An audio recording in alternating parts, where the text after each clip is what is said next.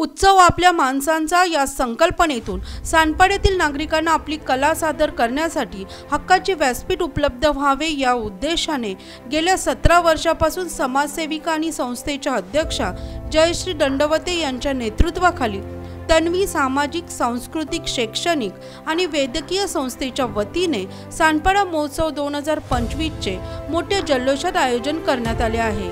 4 ते 12 जानेवारी पर्यंत चालणाऱ्या या महोत्सवाच्या दुसऱ्याच दिवशी खास सानपाडाकरांसाठी महाराष्ट्राची शान आणि परंपरा असलेल्या लावणी सम्राज्ञी कार्यक्रमाचे आयोजन केले होते। यामध्ये महाराष्ट्रातील जवळपास 8 लावणी सम्राज्ञींनी एकापेक्षा एक लावणी सादर करत उपस्थितांना थक्क केले, तर अनेक महिलांनी त्यांच्यासोबत ठेकाही धरला। हा महोत्सव दरवर्षी आपल्यातच एक वेगळेपण जपत असल्याने नागरिक वर्षभर या सोहळ्याची वाट बघत असतात। म्हणूनच महोत्सवाच्या दुसऱ्याच दिवशी हा सोहळा बघण्यासाठी हजारोच्या संख्येने नागरिक उपस्थित राहिले होते।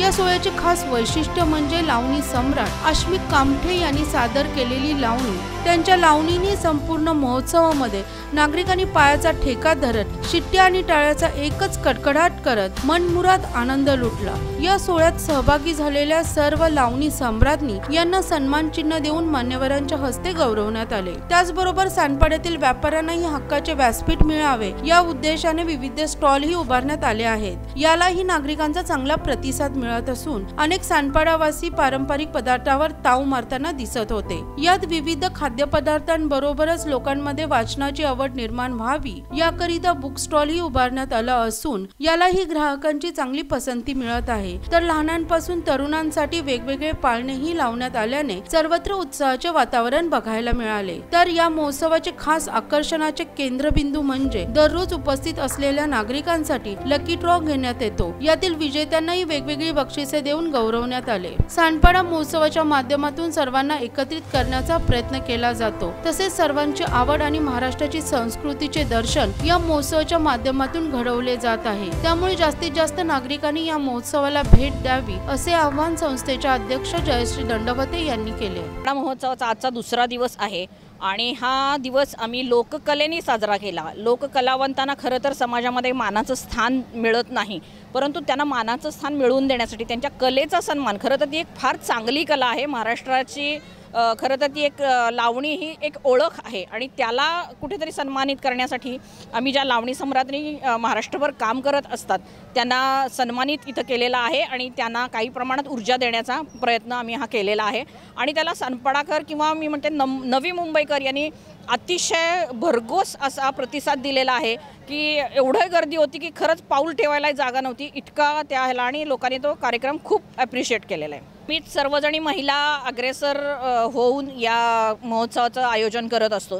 दरवर्षी या कार्यक्रमाची क्रेज वाढत असते। डिसेंबर महिना जसा जसा येतो तसं तसं लोक आम्हाला विचारायला लागतात की काय तारीख आहे, किती केव्हा होणार आहे, आणि खूप उत्सुकतेनं लोक या महोत्सवाची वाट बघत असतात।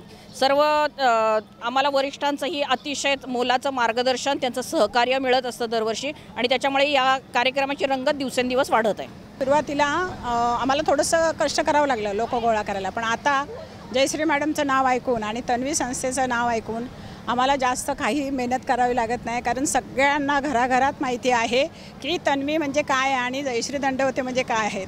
असे जसं गुळाला मुंग्या लागतात आणि त्याचं ओढून घेतलं जातं तसं आमच्या महोत्सवाकडे लोक ओढली जातात। सगळे सानपाडेकर खूप खुश असतात।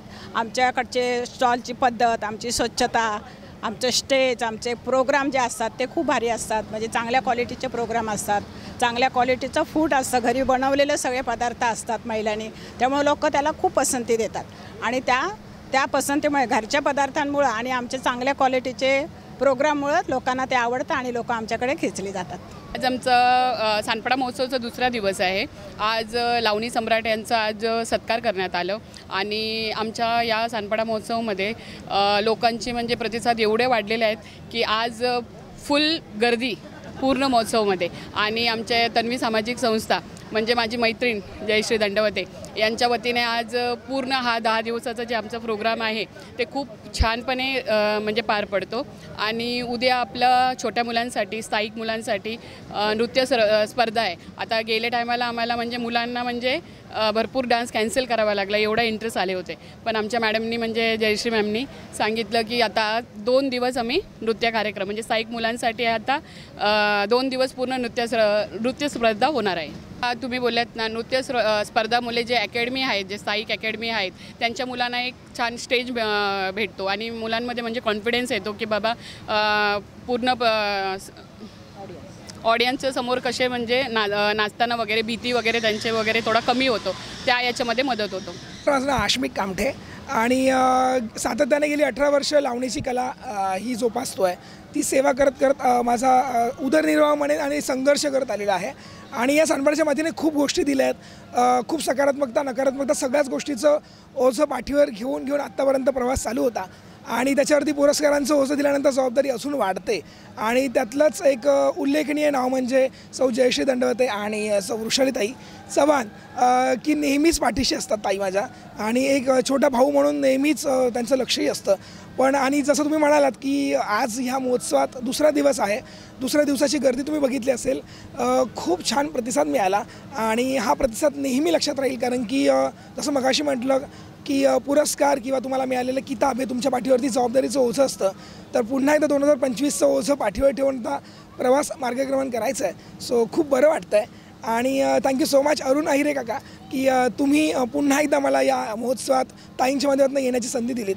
आणि पत्रकार तुमचे देखील आभार, कारण तुमच्यामुळे आम्ही कलाकार पुन्हा लाईमलाईटमध्ये येतो. सो दोघांचे मनापासून आभार.